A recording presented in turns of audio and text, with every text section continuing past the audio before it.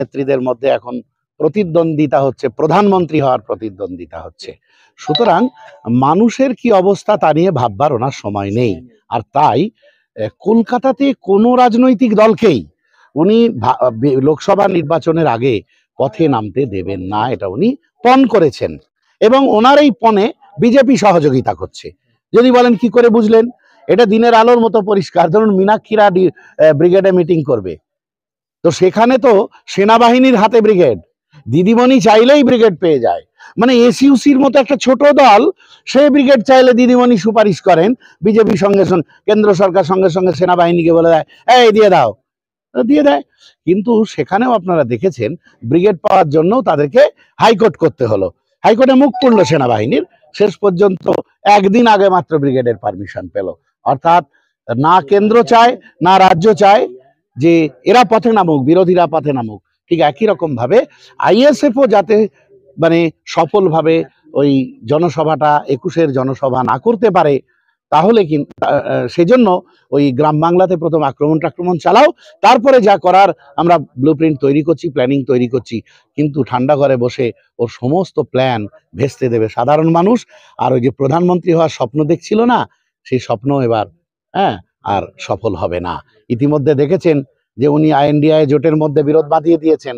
উনি তো নিজে ঢুকেছেন বিরোধ বাঁধানোর জন্য, মল্লিকার্জুন খাড়গের নাম প্রস্তাব করে নীতিশ কুমারকে খেপিয়ে দিয়েছে এবং ঝগড়া চলছে এখন INDI জোটের মধ্যে। যাক, ওরা ঝগড়া করুক, আমরা মানুষকে নিয়ে পথে ছিলাম, মানুষকে নিয়ে পথে আছি, মানুষকে নিয়ে আগামী দিনেও পথে থাকবো। শেষ কথা মানুষ বলবে।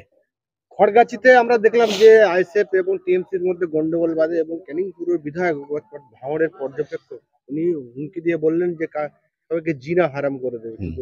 আমি তো বলছি যে ওরা গণতন্ত্র মানে না, জিনা হারাম করে দেবো এই কথাটা একজন দায়িত্বশীল, উনি তো খুবই দায়িত্বশীল নেতা তৃণমূল কংগ্রেসের।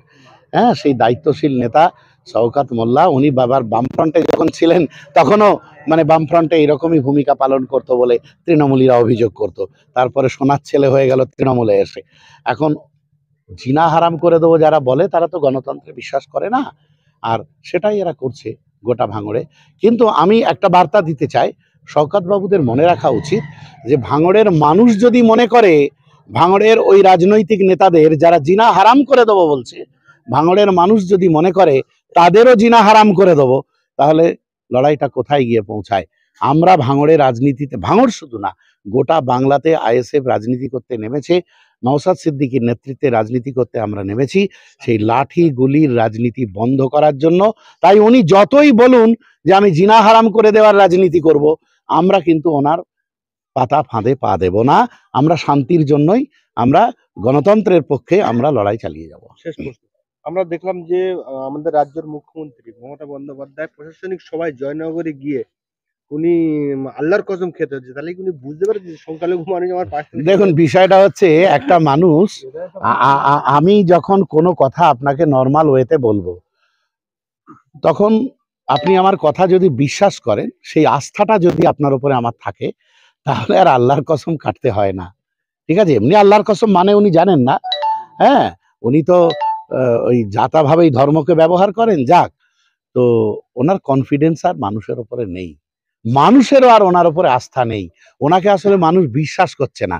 তাই বিশ্বাস যাতে করে, সেই জন্য ওনাকে আল্লাহর কসম কাটতে হচ্ছে, আল্লাহর কসম খেতে হচ্ছে ওনাকে। সুতরাং উনি বুঝে গেছেন যে মানুষ আমাকে আর বিশ্বাস করছে না।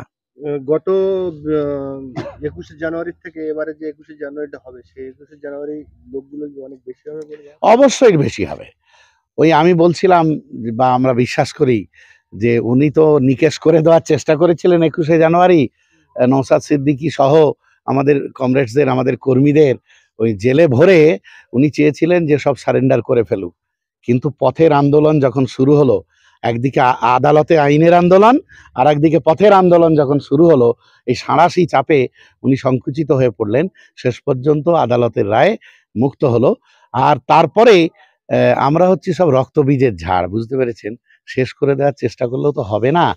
যেখানে যেখানে ওরা আক্রমণ সানিয়েছে, অদ্ভুত ব্যাপার, সেখানে সেখানে আমাদের শক্তি 3 গুণ 4 গুণ 5 গুণ করে বেড়ে গেছে। আমরা আশা করছি এবারও আমাদের জনসমাবেশে গতবারের তুলনায়, এবং কলকাতাতে গতবারে ওসি বলেছিলেন যে রানী রাসমণি রোডে এত বড় জমায়েত আমরা দেখিনি। এবারও সেই রেকর্ডকে তাহলে নিশ্চয়ই আমরা রানী ভাঙবো। রাসমণি রোডে এবারে আপনাদের লোক বেশি যাবে, তাহলে আপনারা দেখুন ব্রিগেড করছেন। না, দেখুন ব্রিগেড সমাবেশ, ব্রিগেডের যে বিশাল বপু জায়গা, আর রানী রাসমণি রোডের একটা ইতিহাস আছে, রানী রাসমণি রোডের একটা ঐতিহ্য আছে। রানী রাসমণি রোডের সেই ইতিহাসকে স্মরণ করতে হবে প্রত্যেকটা লোককে। সেই জন্য আমরা রানী রাসমণি রোড কিংবা কলকাতা শহীদ মিনার কিংবা ভিক্টোরিয়া হাউসের সামনে, অর্থাৎ কলকাতার ওই শহীদের যে জায়গা, যেখানে ইংরেজদের সঙ্গে বহু মানুষের লড়াই প্রতি মুহূর্তে হয়েছিল, আমাদের ছেলেরা সেই লড়াইয়ের ক্ষেত্রে গিয়ে এই মিটিংটা করতে এবারে চায়। রানী রাসমণি রোডেই হবে, আর কত লোক হবে? দেখুন, রানী রাসমণি রোডে হবে এমন আমি বলছি না, কলকাতাতে সভা হবে। এবং আমি আপনাকে বলছি, গতবার যে সভা দেখেছিলেন সে সভার সমস্ত রেকর্ড ছাপিয়ে আরো বহু মানুষ আসছে। এরা যতই চেষ্টা করুক না কেন আটকাতেও, যত চেষ্টা করবে তত কিন্তু স্রোত বাড়বে কলকাতার দিকে। 21শে জানুয়ারি সকাল থেকেই সবাই কিন্তু কলকাতার দিকে ছুটবে। ঠিক আছে, দেখুন আমরা গত বছর ভাঙড়ে সন্ত্রাস বন্ধের দাবিতে মৌলালী যুব কেন্দ্রে একটা কনভেনশন করেছিলাম, আপনাদের মনে আছে। সেই কনভেনশনের আগেই দিদিমণি বলেছিলেন ভাঙড়কে কলকাতা পুলিশের, হুমকি দিয়ে বলেছিলেন ভাঙড়কে কলকাতা পুলিশের অধীনে আনবো। ভাঙড়কে সেদিনই আমরা কনভেনশন থেকে বলেছিলাম, ভাঙড়কে যদি আপনি কলকাতা পুলিশের অধীনে আনতে চান আমাদের কোনো আপত্তি নেই, নিশ্চয়ই নিয়ে আসবেন, আপনার সেই স্বাধীনতা রয়েছে। ভাঙড়ে শান্তি প্রতিষ্ঠা করতে চাইছেন বলছেন যখন, আমরা সহযোগিতা করব। কিন্তু কলকাতা পুলিশের অধীনে আনলে কলকাতায় যেমন শান্তি শৃঙ্খলা, কলকাতার মানুষ যেমন শান্তিতে বসবাস করে, তেমন শান্তি প্রতিষ্ঠা করতে পারবেন তো? কলকাতার মানুষ যে সুযোগ সুবিধাগুলো পায়, নাগরিক সুবিধাগুলো পায়, সেই নাগরিক সুবিধা শুধু কলকাতা পুলিশের অধীনে এনে শাসানোর চেষ্টা করলে তো হবে না, সেই নাগরিক সুবিধাগুলো ভাঙড়ের মানুষকে দিতে হবে। তো আমরা দেখছি যে ভাঙড়ে একটার পর একটা নতুন থানা হচ্ছে কলকাতা পুলিশের অধীনে। পোলেরহাট থানা হয়েছে, কদিন আগেই উদ্বোধন হয়েছে পোলেরহাট থানা, সেখানে অফিসার এসছেন। এখন ভাঙড়ে শান্তি প্রতিষ্ঠার থানা